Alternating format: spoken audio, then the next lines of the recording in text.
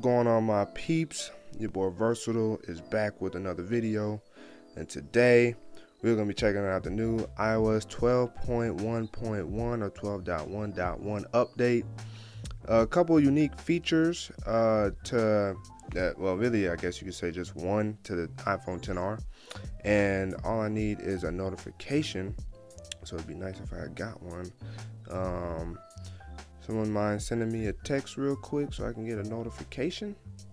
This is one of the main features that we'll finally start utilizing. The haptic touch that Apple decided to go with on the iPhone XR in place of the 3D touch. So if we go ahead and let me use my Face ID real quick. Bow, open, and then all you gotta do is to do that, and then boom. So you see, if you press and hold on the message, it'll pop up, and as you see, it's a text message from the wifey. So all you gotta do is press and hold on it. So if you didn't see that, dang, now the notifications disappear completely. They used to go in a sub box below. Now it's not there. I don't know if it's because I looked at it, but usually it's still there.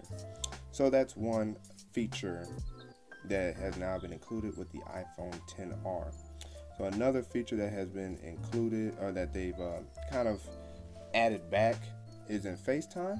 And so if you do FaceTime, let's say I was going to FaceTime her, and you see, we'll see whether or not she picks up, but we see effects, we see mute, and now look.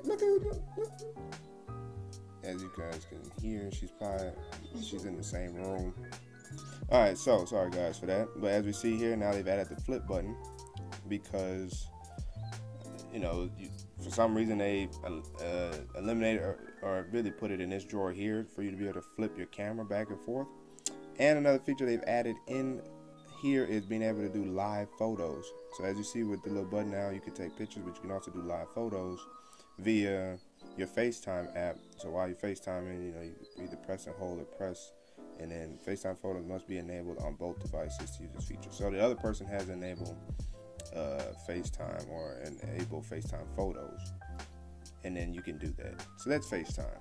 Now, what I've done is actually I've taken a screenshot of the additional features, because not all of them pertain to the iPhone XR, of course. So if we look at here, as we can see here, we got dual SIM and eSIM support has been added for additional carriers on the iPhone XR, XS, and XS Max. We have one tap to flip, so I just showed you that in FaceTime with the FaceTime call.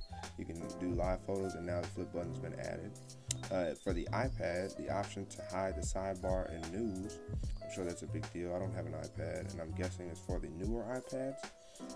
Real-time text when using Wi-Fi calling on iPad and iPod Touch. So that's probably in reference to the older models.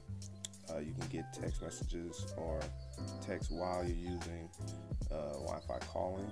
And then, okie dokie. And then as we see here, stability improvements for dictation and voiceover. So just, of course, bug fixes and whatnot.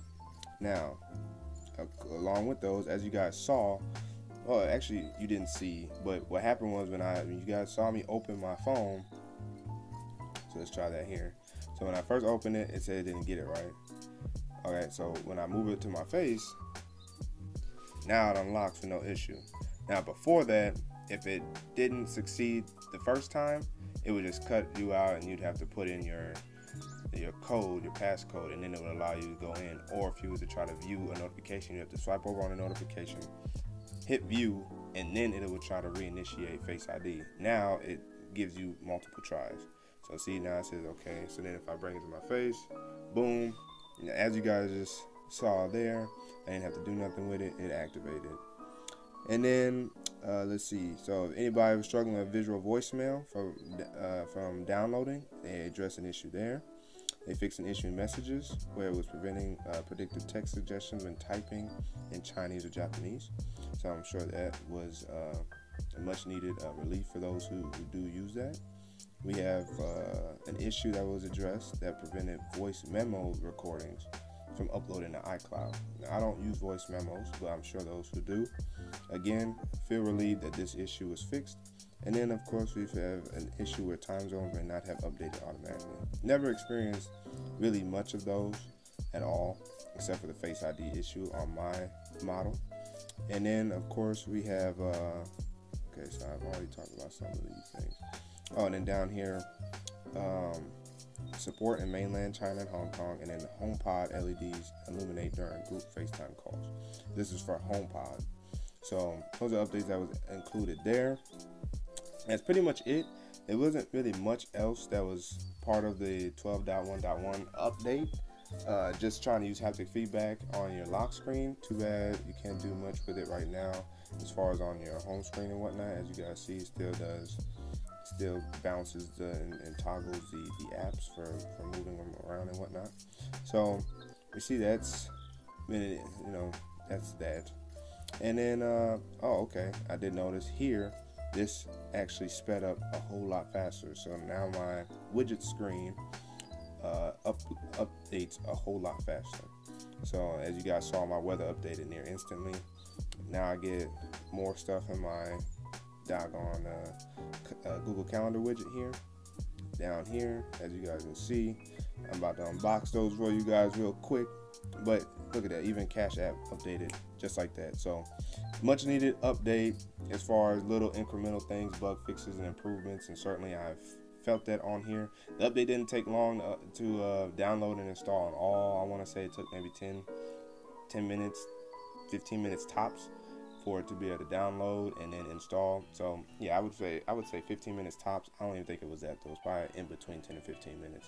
So it's a quick update. It came in around 377 megabytes for my device for the 10R. Now maybe the size, of course, will range and differ depending on your model and make of the iPhone you have. But yes, that is it for the iOS 12.1.1 update, specifically for the iPhone 10R. If you guys like that, I can continue to try to get to these updates as fast as possible, as I did with Android 9 Pie when that dropped on the Pixel 2 and whatnot, and now with the iOS 12.1.1. So ignite that like button if you haven't already. Subscribe if you haven't already. Share this video everywhere who are inquiring or wondering specifically about iOS, and for those who appreciate this channel, let them know this channel exists as well. So Universal appreciates it. Shout out to It's Kennedy. I'm sorry that I didn't get your shout out before, and you reminded me, so I'll be able to get to it this time. Otherwise, your boy Versatile signing out, and until the next video, swipe and swipe and swipe and scroll down and scroll down. Wait for it.